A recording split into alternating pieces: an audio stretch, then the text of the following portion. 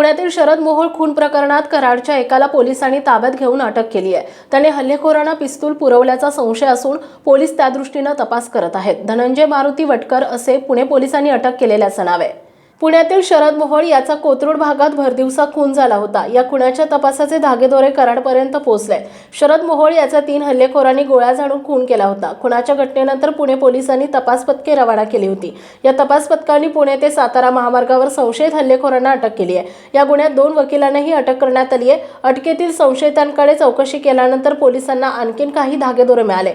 यामध्ये मोहोळ याच्यावर गोळीबार करण्यासाठी पिस्तूल पुरवणारा कराडचा असल्याचं समोर आलंय।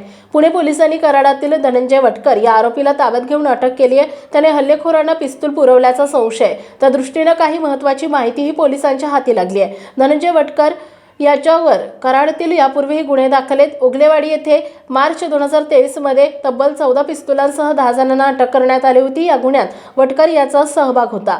पोलिसांनी त्यालाही अटक केली होती। त्या गुन्ह्यामध्ये वटकरला जामीन मिळाला होता। जामिनावर असताना त्याने पुण्यातील शरद मोहोळ खुनात हल्लेखोरांना पिस्तूल पुरवल्याचे पोलिसांच्या प्राथमिक तपासातून समोर येत आहे।